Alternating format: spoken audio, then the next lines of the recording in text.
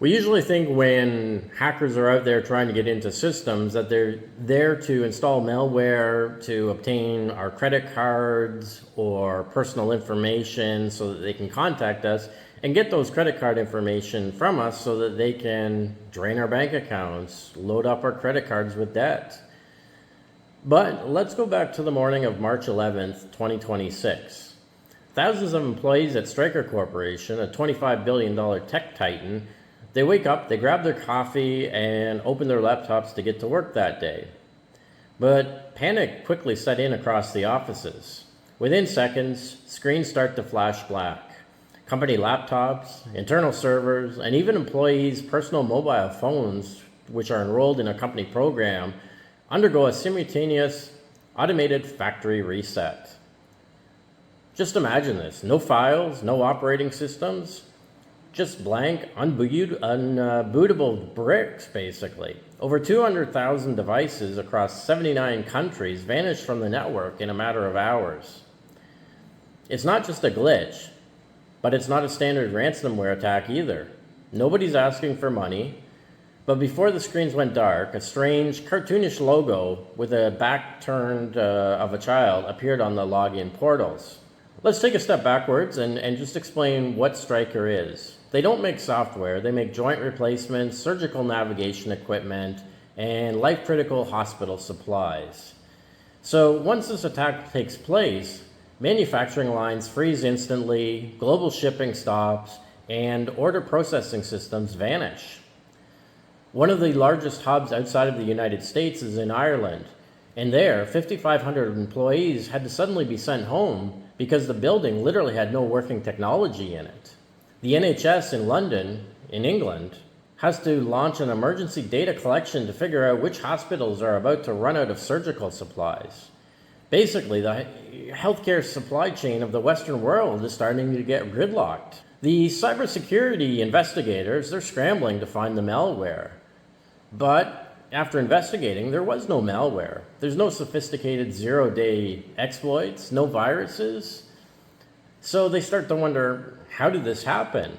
Well, it turns out the attackers used Stryker's own cloud administration architecture, specifically Microsoft Intune, which is a tool meant to help IT teams wipe lost laptops. They gained control of that. The hackers compromised a single, highly privileged global administration identity.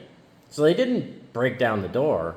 They stole the master keys, and with one click, they commanded Stryker's own network to execute a mass suicide command on its entire global fleet of technologies. After some investigation, they found out it was a group that called themselves a Handala hack team. And while they posed as a rogue, independent hacktivists, Western intelligence agencies linked them directly to Void Manticore. It's a front for Iran's Ministry of Intelligence and Security. And it's kind of terrifying. Handala doesn't steal for data for a payday. Their documented doctrine is targeting life-sustaining infrastructure to cause maximum psychological and societal chaos. Before they wiped the machines, they did extract 50 terabytes of sensitive corporate data, and now they held Stryker's entire digital soul hostage. Handala publishes a manifesto. They claim this is a catastrophic digital attack, and it was direct retaliation for the physical military strike on a school in Iran, which killed over 100 children early on in the US-Iran war. They claim that because the Western corporations benefit from and support nation states involved in the Middle East conflicts, their civilization infrastructure, or their civilian infrastructure rather, is now a legitimate military target. Physical wars and digital wars are no longer separate. It's a terrifying reality of 2026. Missiles fired in the physical world now trigger keystrokes that can instantly paralyze a company halfway around the world. Handala frames themselves as the only digital force fighting back against physical atrocities using the only leverage they have, corporate economic disruption. Stryker has no military ties. By crippling a medical supply company, Handala didn't hurt a military company. They threaten global hospital supplies, surgery schedules, and innocent civilian patients. It leaves a question for us all. When physical warfare enters the digital realm, is anyone truly a civilian?